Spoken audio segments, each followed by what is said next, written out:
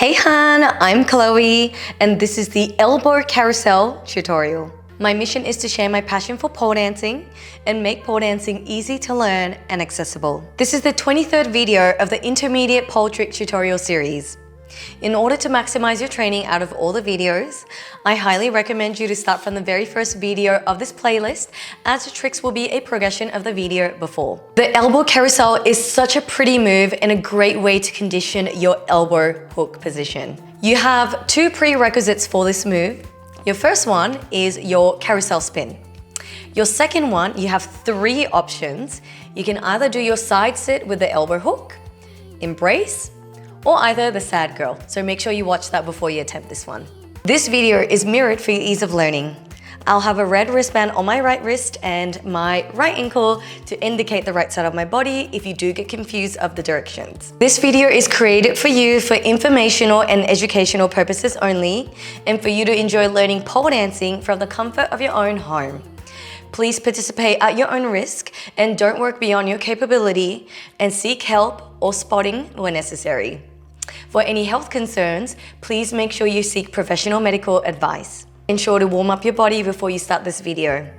I have a warm-up depending on your level under each playlist so that you can try it before you do the tricks. If you enjoy this video, please make sure you give it a thumbs up so that I know to create more of these kinds of videos, and consider subscribing to my channel if you haven't yet so that you are notified every single time I upload a video. If you're looking to further your pole journey and combining tricks and dance together, then consider subscribing to my online learning platform, Pole Art Vault, where you'll be learning tricks and dance together and learning an entire routine combining dance and combos.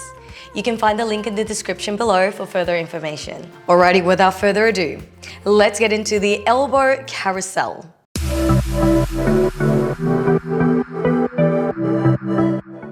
Alrighty, now let's get into our conditioning. Just to preface this, again, please make sure that you've watched the carousel tutorial and also the elbow hook tutorials that I've mentioned earlier. Now, with our conditioning today, this is gonna help you start getting used to that elbow hook position and the bottom pistol grip position. So, we're starting off on our toes. Our inside elbow is gonna come a little bit higher than shoulder height. Now, when you're pulling your hand in, make sure that you're placing the elbow slightly higher than your shoulder. Pull the hand down towards you. Sorry, pull your palm towards you and pull it down to the floor. And that's how you're gonna get all the grip that you need. Now from here, my outside hand is kind of coming into a pistol grip. Make sure that your index finger is towards you and wrist facing up into the ceiling. Now make sure that you're pulling your elbow down to the floor. Pull and push that pole away with that outside hand. See if you can lift your knee slightly off the floor and coming down. Now, if you have a hyperextension through your bottom wrist, or I should say your elbow, just make sure that you are keeping a slight bend through that bottom elbow. Now, let's just try this again. When you're lifting your knee up, just think about coming onto your toes, bending your knees slightly, and see if you can take those legs slightly off the floor, just a little bit. All right, ready? Pull the hand down, pull through the top hand, push away through the bottom hand. See if you can lift both of your knees up. Good, well done. Now, if you feel like that's a lot of load, feel free to just keep practicing this on the floor. You can just step one leg at a time, little steps. And the other option you can work on is getting your elbow onto your stomach to feel a little bit more of that support, so that you're not relying too much through your bottom wrist. Let's try it on the other side. Again, I'm gonna show you the regression version on this side so that you can see. I'm hooking my elbow a little bit higher than shoulder height, just a little bit. I'm pulling that hand towards me and down to the floor to lock it in. If it's hurting, that's a good sign, because you want that skin burning so that you'll get all the grip that you need. Outside hand comes down into a pistol grip, index finger pointing down towards you. See if you can bend your elbow towards your stomach. So you're gonna rotate your elbow in and then press your tummy into the elbow. See if you can take both of your legs off. Just a little bit. Good. See if you can do one more. Nice, well done. So there you have it, there's your conditioning. And remember that anything to do with pain, it does take a little bit of time to get used to. Remember, you're not gonna get it straight away. I always give myself about 3-4 training sessions to start getting used to that pain. And when I mean 3-4 sessions, I would say I'll give it like 2-3 days rest in between as well. Well done. Alrighty, now let's get into our elbow carousel. We have 5 different variations today. This is what an elbow carousel looks like.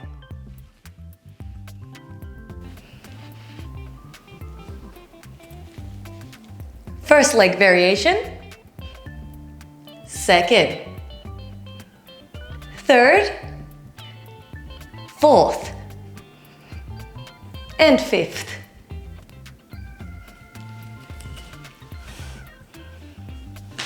Alrighty, now let's break down our elbow carousel. Now our first one is a straight leg. Second one is a bent leg. Third one is one leg straight and then one leg bent. Now I'm just gonna show you all 3 of those on one side and then I'll do the other 2 on the other side. Now, when you are coming into your elbow carousel, you're again hooking your inside elbow a little bit higher than shoulder height, pulling that palm towards you and then down to the floor.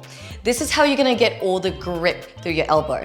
Now, outside hand is gonna come a little bit lower. I like to keep it just around midway through my thigh to feel all the grip and extending through that bottom arm. If you have a hyperextension through your elbow, then make sure that you're always extending your elbow, not fully, but slight micro bend, or just make sure that you keep it nice and straight. I'm stepping through my inside leg once I feel the grip through my hand. Then lifting that back leg backwards, and remember, squeeze your glute. If you don't feel a squeeze through your glute, or if you feel the side of your glute squeezing, I want you to feel the top of your glute squeeze, meaning kicking your leg backwards in a carousel. So lifting the outside leg up and then see if you can take your other leg backwards into a straight leg. Again, your top of your glute should be squeezing in order to get that nice carousel shape. Now from there, you're gonna squeeze your hamstrings, just kick that leg towards your booty, and we're gonna do the bent leg carousel. Lastly, we're going to do a passe. So inside leg is going to bend and outside leg is going to straighten. For the last one, think about getting your inside leg towards your outside knee, pointing it. So think almost like your inside toe is pointing at your outside knee. And those are your 3 variations. So coming onto the toes, inside hand or inside elbow comes a little bit higher than shoulder height. Palm towards your face and then lock it down to the floor. Outside hand comes into a pistol grip. Pull through that top hand, push away with your bottom hand, step in with your inside leg, same leg as your elbow grip hand. Step, swing that outside leg back, shoot it backwards. Nice. See if you can bend that leg. Perfect. Bend your inside leg and outside leg straight. To come now, step out with your inside, then your outside. Well done. Let's move on to the other side. So on this side, I'm going to do the outside leg bent, inside leg straight version. And then lastly, we're gonna go into the stag. So with this stag, it's same as a front stag or a back stag. If you haven't watched those tutorials, feel free to watch them so that you have an idea of the stag leg. So again, same thing as the other side, where you're pointing your inside toe towards that outside knee. So let's come onto our toes. Inside hand a little bit higher than shoulder height. Pull that palm towards you and then down to the floor to get all that grip that you need. Good, outside hand presses away.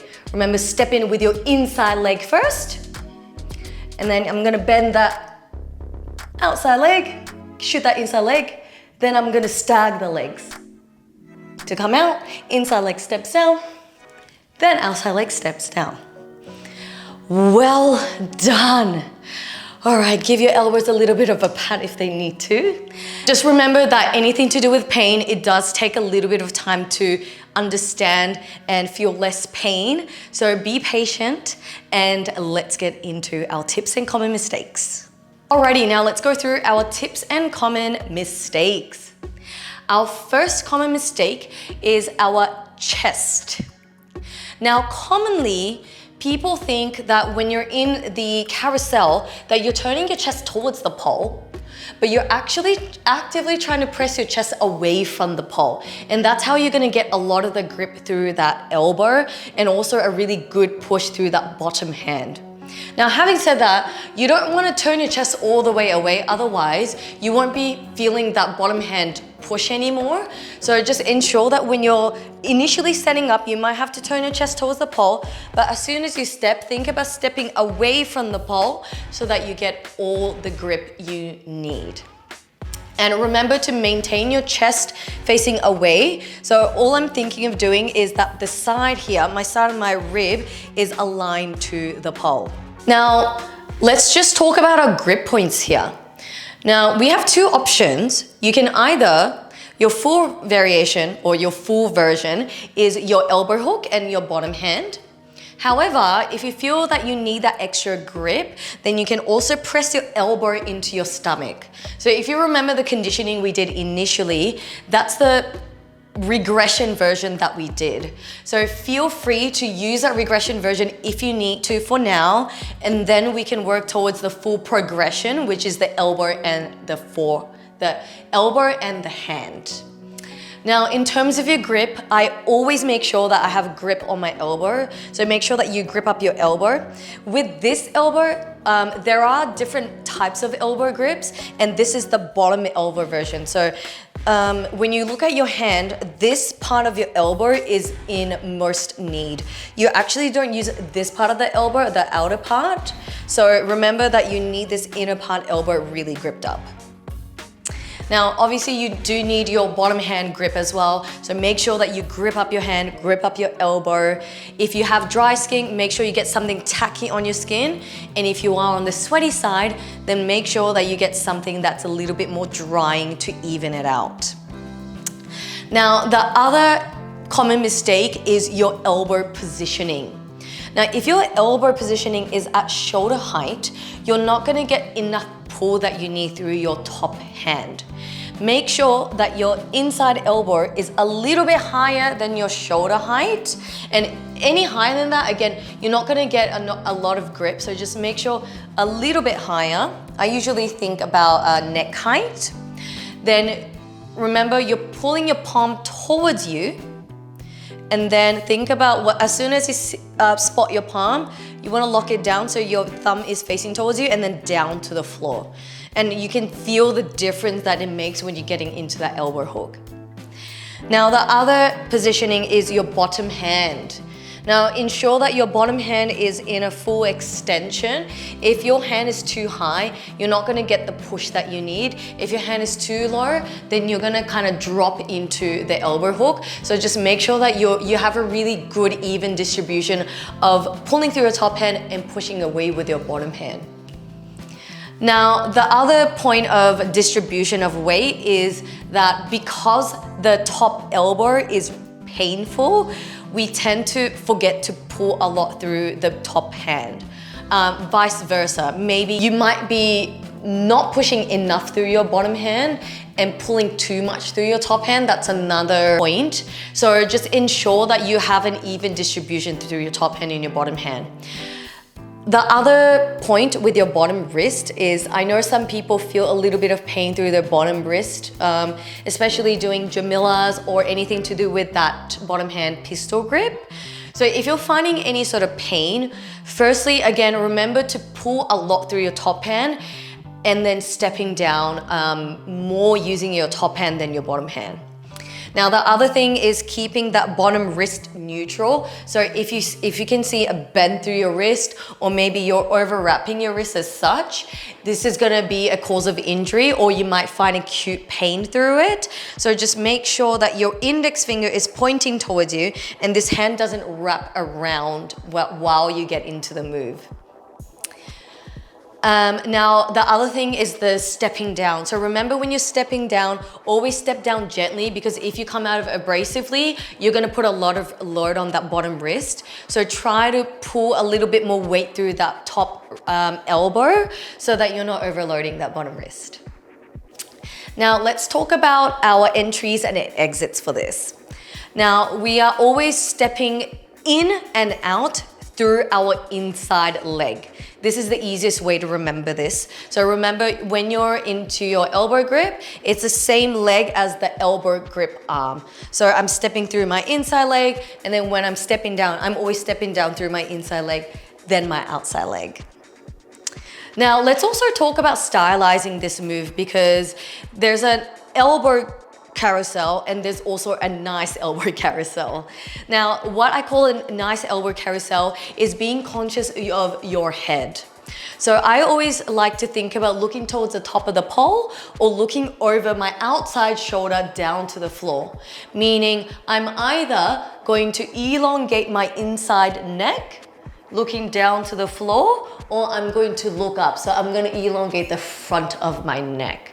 And you can see the difference it makes rather than leaning forward, looking over the shoulder, or looking up. And you can see the dramatic difference it makes in making your spin look nice. So always remember, stylize your head. Always look over your shoulder or up towards the top of the pole. And those are all your tips and common mistakes. Now, I have a little tip for you since we're on the topic of pain and elbow carousels.